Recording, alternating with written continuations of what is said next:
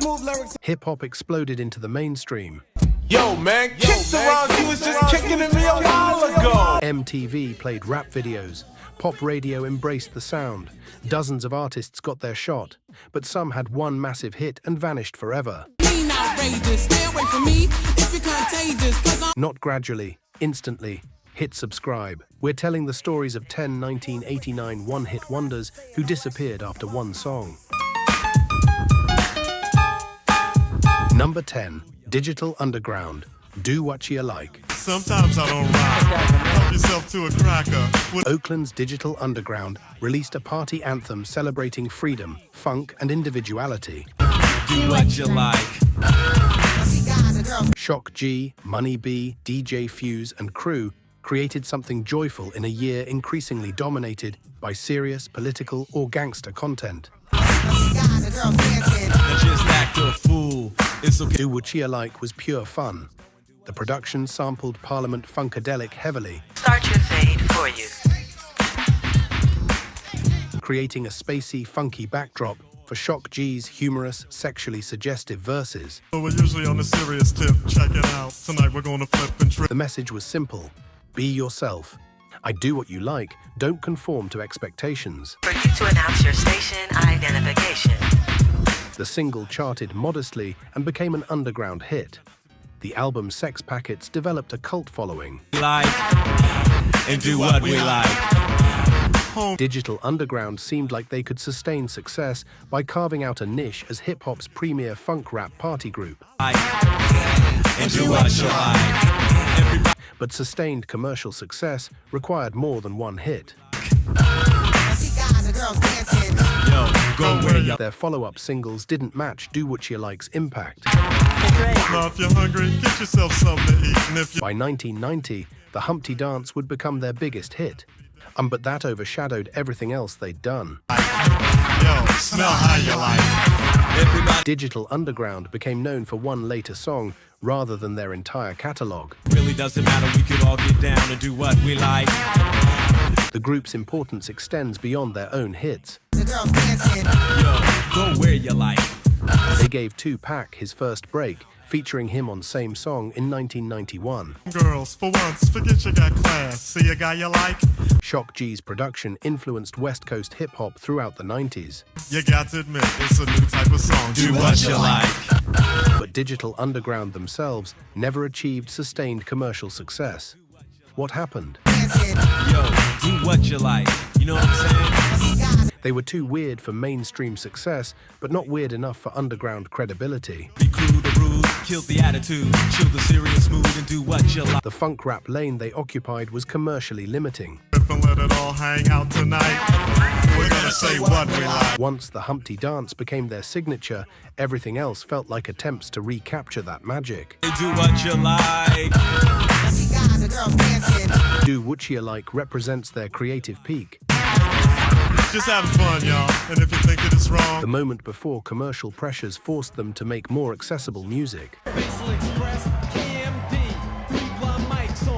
Number 9. Third Bass, The Gas Face.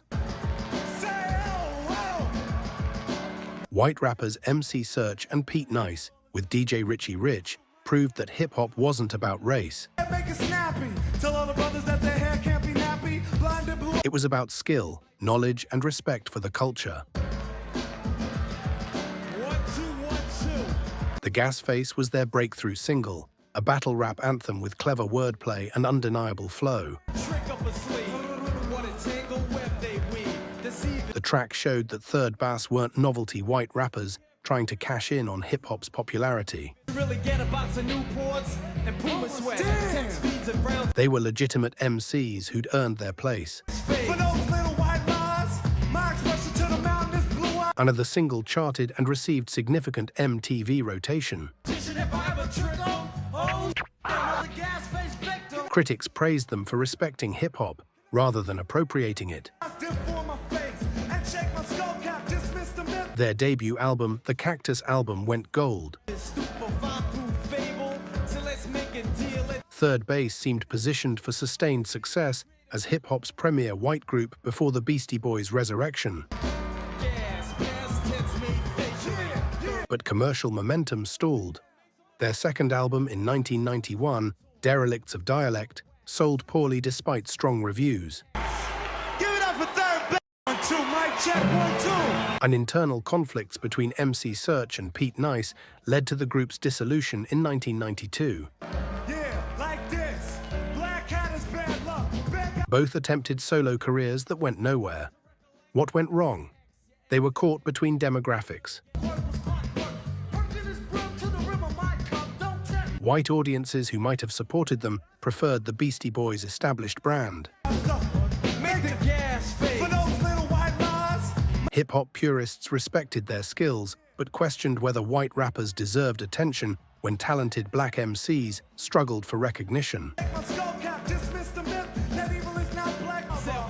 The Gas Face remains their most enduring track, and occasionally referenced in hip-hop conversations about battle rap and authenticity. But Third Bass themselves disappeared quickly, unable to sustain momentum in an increasingly competitive landscape.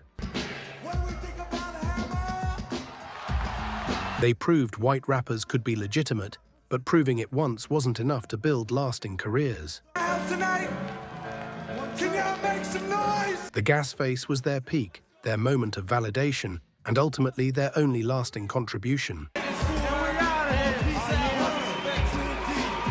1989, one-hit wonders who vanished. More coming.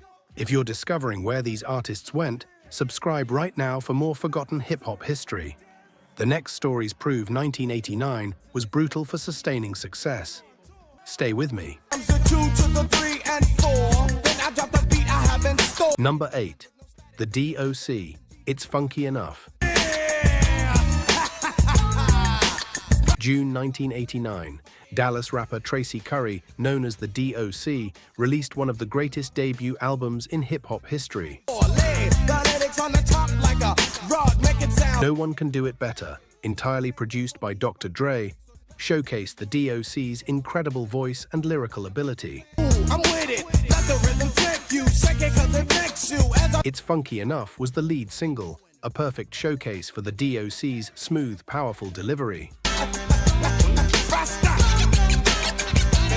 His voice was golden, clear, commanding, versatile. Dr. Dre's production was ahead of its time and foreshadowing the G-Funk era. Watch the smooth lyrics that take place. If you want another reason. The album went platinum.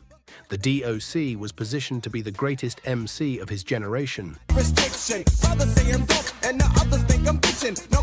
Ice Cube had left NWA, creating a void the D.O.C. could fill.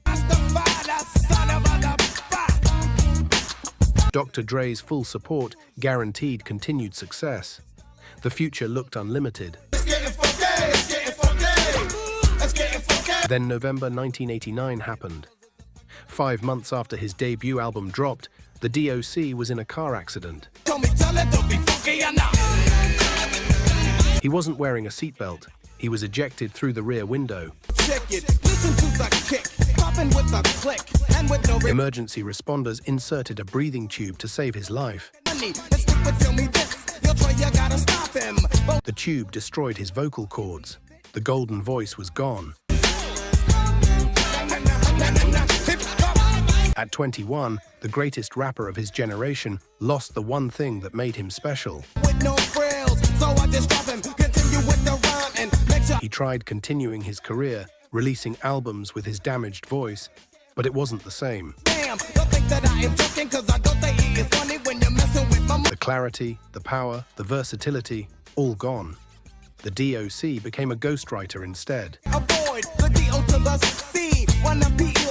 He wrote for Dr. Dre's The Chronic and Snoop Dogg's Doggy Style, and he remained important behind the scenes. But his performing career ended 5 months after it started. It's Funky Enough remains a heartbreaking reminder of what could have been. The greatest voice in hip-hop, silenced by one tragic night. To show you if I didn't say your name, that means I did not know you. Number 7. Just Ice, Going Way Back. No, I know. This is KRS with Just Ice. Just Ice was one of hip-hop's original gangster rappers, a physically imposing MC from the Bronx who pioneered the hardcore sound before NWA made it commercially viable. Let's have a little bit more. The L Brothers, Grand Wizard Theodore. Going Way Back showcased his aggressive delivery over production by KRS-One and DJ DMX. I'm the professor and they are my pupils. The track was a b-boy anthem celebrating hip-hop's roots while maintaining the street edge that defined Just Ice's persona. B-I-K-R-S, definitely, we were. It became an underground classic. A Just Ice seemed positioned to be East Coast's answer to West Coast gangster rap. He had the credibility, the skills, and the physical presence. Uptown, every weekend rock, even 131. But commercial success eluded him despite critical acclaim and underground respect. But people will see, Bam Bada, 23. His albums sold modestly and charted lower than expected. It's the truth for an actual fact for all the pioneers. While West Coast gangster rap exploded commercially, East Coast hardcore struggled to find mainstream acceptance. To know you to the point, to make it clear, if I don't say a name that means. Just Ice was too hardcore for pop radio, but not accessible enough for crossover success. Okay, what's the purpose? And by the early 90s, newer artists like Wu-Tang Clan and Nas were perfecting the East Coast hardcore sound. Are you stopping me? Yo, man, kick the round. You was just kicking at me. Just Ice's moment had passed. He continued releasing albums independently, but never achieved mainstream recognition. What went wrong? Timing. He was ahead of the curve, creating gangster rap before the industry knew how to market it. Or elites, I'm telling you how. But by the time the market was ready, he'd been eclipsed by newer, younger artists who refined what he pioneered. Also, the Petrus MC's code and command. A Just Ice influenced everyone from Biggie to 50 Cent, but never got the commercial success his talent warranted. Teach and never preach, not a bloodsucker parasite. Going Way Back remains his most recognizable track, a reminder that pioneers don't always benefit commercially from what they create. Number 6, Sweet Tea, It's My Beat. That's how we gotta do this. 1988 into 1989. Bronx native Sweet Tea released a single that showcased her rapid-fire delivery and clever wordplay. Produced by Herbie Love Bug, the track featured a catchy beat and Sweet Tea's confident flow that proved female MCs could compete with anyone. Oh yeah! The song charted modestly and received significant club play. MTV gave it rotation. Keep your body bumping to keep you rocking. That's what I intend. Hip-hop heads recognized Sweet Tea as a legitimate MC, not just a female novelty. Quick as a flash, I'll pop up on the scene. Break out the Casio. Her debut album, It's Tea Time, was well received critically. But the industry wasn't ready for sustained support of female MCs. First in line, all you weak was all last time.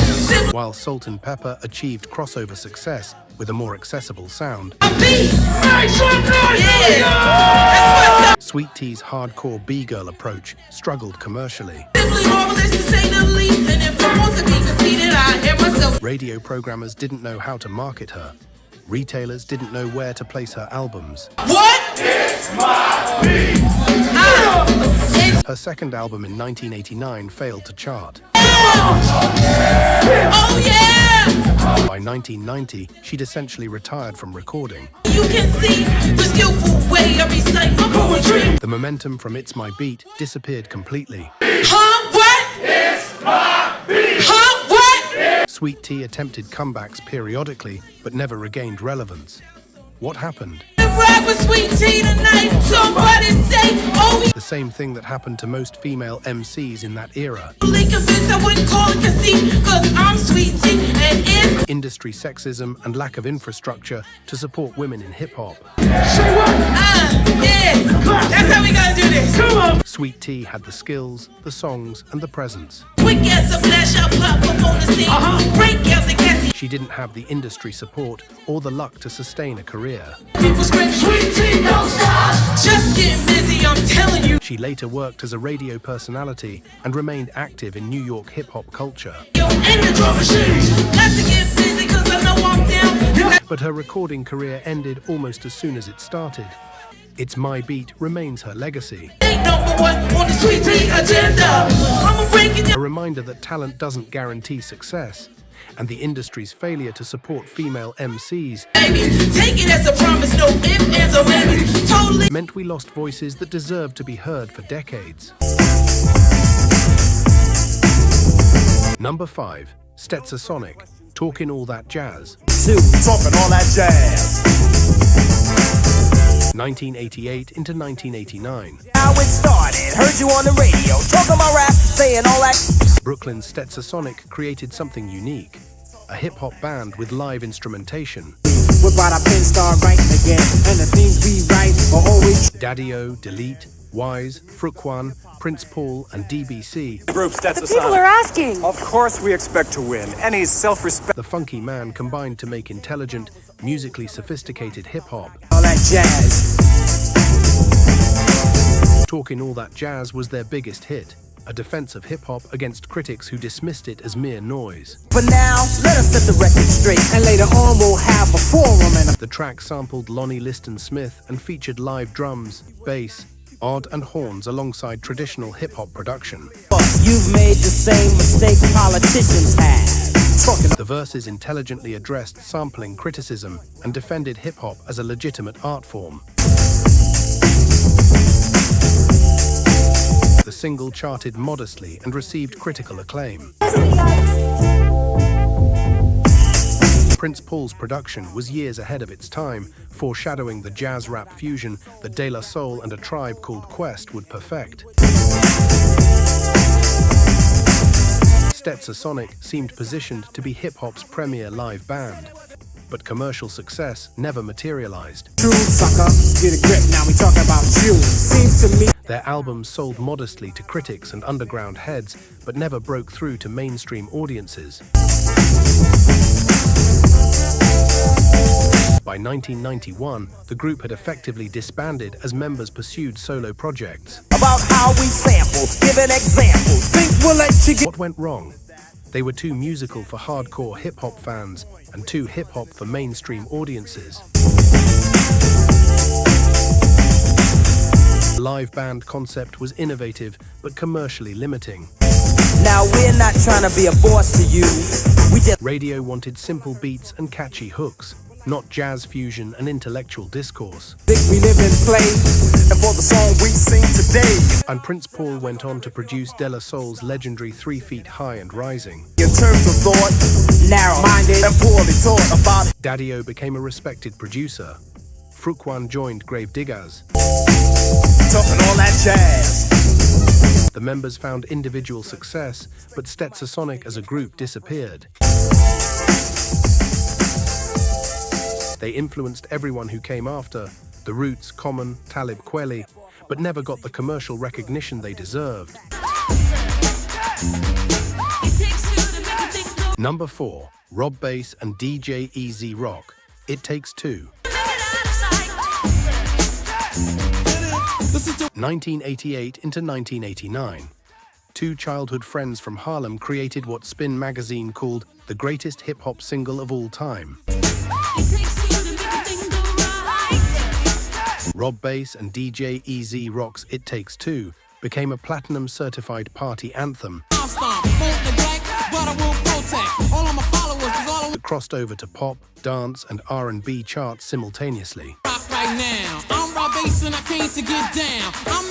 The track was built around samples from Lynn Collins' Think About It and became an instant club sensation. The infectious hook, the perfect beat, and Rob Bass's energetic delivery made it impossible not to move. The single went platinum. The album went platinum. Everything seemed perfect. Then the duo disbanded in 1989. So let's go. So, throw up your hands, go for what tonight? DJ Easy Rock left due to personal problems that were never fully explained. Funky concept. Listen up, cause I'm gonna keep you in step. I got a Vicious rumors circulated about legal issues with Frankie Beverly over the Joy and Pain sample. on his respect. I'm not a boxer, but the man rocks her. A slick The momentum stopped completely. Rob Bass released his solo album, The Incredible Bass, in 1989. vest. Don't smoke Buddha, can't stand sex, yes. And despite interesting tracks, including a reworking of Edwin Starr's War, neither the album nor any singles connected with listeners. The magic was gone without DJ Easy Rock. I get stupid, I mean outrageous. Stay away from me if you're contagious. They reunited for the 1994 album Break of Dawn, but it failed commercially. Before I turn the party out, I won't stutter, project my voice. The duo that had pioneered hip-hop's crossover success couldn't recapture what made them special. I won't get done 'cause this is raw-based world. I'm on a mission. DJ Easy Rock died in 2014 from diabetic complications. It Takes Two remains timeless, appearing in countless films and commercials. Rolling Stone ranked it number 116 on their top 500 best songs of all time. But Rob Bass and DJ Easy Rock never created another hit. They had the greatest hip-hop single ever made, according to some critics. One perfect song. Just hear me out, 'cause I got the clout. Shout. Then it was over. The duo that should have dominated the 90s disappeared after 1989. Now he's the freshest DJ. Number 3, JJ Fad, Supersonic. Supersonic motivating rhyme. 1988 into 1989. 3 women from Rialto, California. Supersonic. MCJB, Baby D, and Sassy C created a fast-paced beatboxing showcase Perfection, and you know that we are freaks. produced by Dr. Dre and Arabian Prince from NWA. Everybody say I'm happy. Supersonic became a breakthrough for female MCs. Sonic people try to bite our rhymes. You may think The track opened with the trio beatboxing before the beat dropped. rhymes are creating. And everybody knows that JJ Fad. Verses moved at incredible speed, their flows perfectly synchronized. The mic because my devastating beats. I know you will. The production was futuristic for 1988, unlayering electronic elements that would influence freestyle and Miami bass for years. Supersonic peaked at number 31 on the Billboard Hot 100 and became an underground sensation. MTV played it constantly. Yeah, it's finally my turn to rock. In 1989, JJ Fad became the first female hip-hop group ever nominated for a Grammy Award for Best Rap Performance. This was historic, but their follow-up singles went nowhere. Supersonic is a word when people start to listen. Way Out and Is It Love charted modestly, but couldn't match Supersonic's success. So you can tell everybody know you fail. Their second album in 1990 was a commercial failure. If you try to hang with me, you should find it true. Always rocking, never stopping, devastating rapping. By 1992, JJ Fad had disbanded. What went wrong? It's thorough, cause we are the home chicks that are rocking. They were ahead of their time, but couldn't sustain momentum. Female MCs in 1989 faced massive industry bias. Supersonic. Radio programmers didn't know how to market them. Male-dominated hip-hop culture dismissed them as novelties despite their obvious skill. Dr. Dre's involvement didn't help either. JJ Fad, you can get no play. Supersonic. As NWA exploded with Straight Outta Compton, Dre's focus shifted entirely to gangsta rap. Sonic. Super. JJ, a Fad's pop-friendly sound felt increasingly out of place on Ruthless Records. I say fast and I can say it. They better chill. The trio reunited occasionally for nostalgia tours, but never recaptured their moment. My indie if you don't like my beats, I'll go big in your behind. They remain important as pioneers for female MCs, but commercially, they're a footnote, the first Grammy-nominated female hip-hop group that nobody remembers. Number 2, Tone Loc, Wild Thing, January 1989. A gravelly-voiced rapper from South Central LA released a party anthem that sampled Van Halen without permission and became the second best-selling single of all time at that point. Behind only We Are the World, Tone Loc's voice was his weapon. That damaged, raspy delivery had never been heard in hip-hop before. Combined with Young MC's clever writing and the Dust Brothers' rock sampling production, Wild Thing was unstoppable. The single peaked at number 2 on the Billboard Hot 100, blocked from number 1 only by Bobby Brown's My Prerogative. It sold over 2.5 million copies. The music video, shot for just $400, was a parody of Robert Palmer's Addicted to Love and got heavy MTV rotation. Tone followed it immediately with Funky Cold Medina in April 1989. Same formula, same success. Number 3 on the Hot 100, over 2 million copies sold. Tone Loc was the biggest rapper in America. Then he disappeared. Not gradually, instantly. The album Lockheed After Dark went double platinum, but Tone released nothing else commercially successful. No second album breakthrough, no sustained relevance. By 1991, he was essentially retired from music. What happened? Tone wasn't really a rapper. He was a character created by Delicious Vinyl. Young MC wrote his hits. The Dust Brothers produced his sound. Tone's contribution was his unique voice, but he had no interest in hip-hop culture. After the success faded, Tone pursued acting full-time. Small roles in movies and TV shows, Heat, Ace Ventura, Pet Detective, and various sitcoms. He made a living, but never as a star. The voice that defined 1989 pop rap disappeared from hip-hop completely.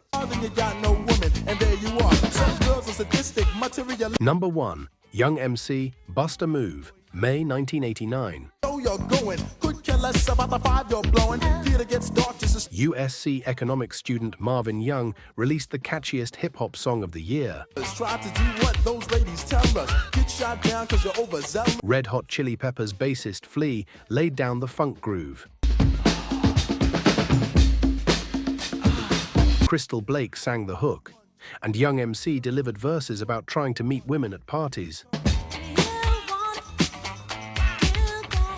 The song peaked at number 7 on the Billboard Hot 100. It stayed on the charts for 39 weeks. MTV played it constantly. The album Stone Cold Rhymin' went platinum. In February 1990, a Young MC won the Grammy for Best Rap Performance. Everything was perfect. Then nothing happened. So don't hang yourself with a celibate rope. His follow-up single, Principal's Office, peaked at only number 33. The second album, Brainstorm, reached number 66 on the Billboard 200 and went gold but produced no hit singles. Start the show, then you spot a fine woman sitting in your row. She's dressed in The third album, What's the Flavor, was a commercial disaster. Capitol Records dropped him. What went wrong? The industry had moved on.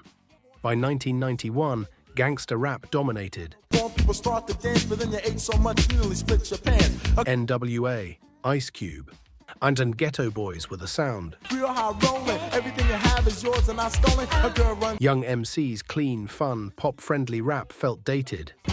So you start thinking, then you start flicking. I bridesmaid looks and things. Radio wanted harder content. Fans wanted street narratives. Girl starts walking, guys start gawking, sits down next to you and starts talking. Young MC continued releasing albums on independent labels. He appeared in movies and reality TV. Play hard to get females get jealous. Okay, smarty, go. In 2009, he performed Bust a Move in Up in the Air. The song appeared in The Blind Side and on Glee. She could sex her, but she's standing on the wall like he was Poindexter. Next day's. But Young MC himself disappeared from relevance. He's a touring nostalgia act now. I make a move and she says no way. Girls are faking, goodness saking. They performing the one song everyone remembers at corporate events and throwback concerts. You're winking, she thinks you're kinda cute, so she winks back, and now you're feeling really fine. The guy who wrote platinum hits for Tone Loc and won a Grammy couldn't sustain his own career past one perfect single.